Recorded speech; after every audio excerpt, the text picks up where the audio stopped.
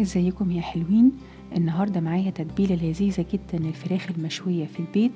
بس النهاردة في الفيديو هنعرف السر وايه اللي بيخلي الفراخ المشوية في المطاعم احلى من اللي بنعملها في البيت.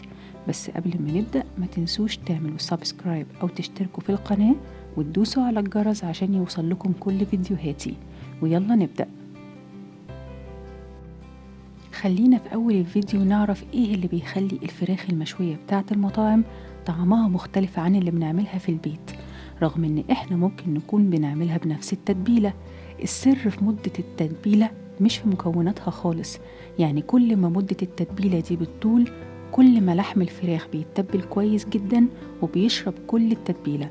والنهاردة أنا هعمل كده والفراخ هتطلع معاكي زي المطاعم بالظبط.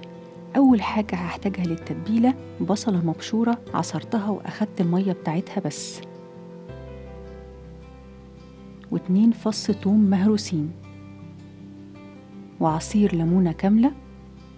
وللبهارات هحتاج معلقة صغيرة من الملح، ونص معلقة صغيرة من الفلفل الأسود، ونص معلقة صغيرة من بهارات اللحمة، ومعلقة صغيرة من البابريكا، وكمان معلقة صغيرة من صلصة الطماطم، ونص معلقة صغيرة من هريسة الشطة تدي طعم لذيذ، وتلت كوباية من زيت الزيتون أو الزيت النباتي العادي.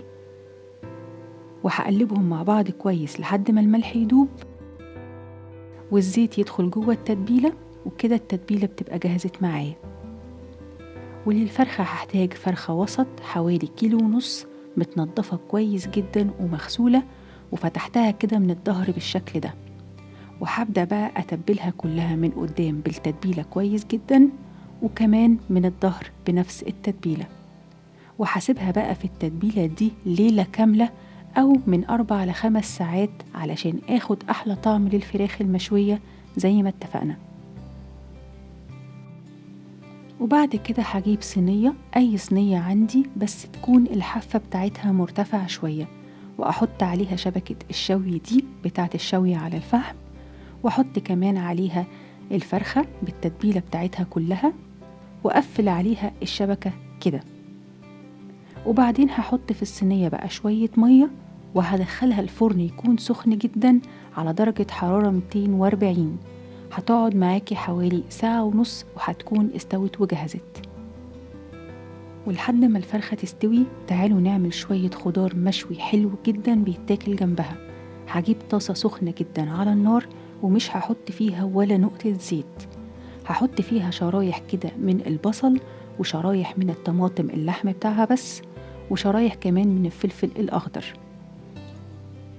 وهتبلهم شوية بملح وفلفل كده بسيط، ورشة من دبس الرمان عشان تديكي نكهة الشوي الحلوة. وهقلبهم تقليبة بسيطة، مش عايزاه يدبل ولا يستوي جامد، يعني تقلبتين كده وبيكون جاهز، وطعمه بيبقى حلو جدا جنب الفراخ المشوية دي. وطلعت بقى الفرخة من الفرن، بشيلها من الشبكة بتاعتها بمنتهى السهولة، وبقدمها كمان مع الخضار المشوي اللي احنا عملناه. ريحتها روعة كأنك جايباها من المطعم بالظبط. التتبيلة كمان عاشت جواها، وهو ده اللي أنا عايزاه، مستوية على الآخر ولحمها أبيض وجميل بسبب الليمون. ومفيش بعد كده، وبشوية خطوات بسيطة هتعملوا أحلى فراخ مشوية في البيت. جربوها وقولوا لي رأيكم، وأهم حاجة ما تنسوش تشتركوا في القناة. أنا أماني علي وأشوفكم على خير.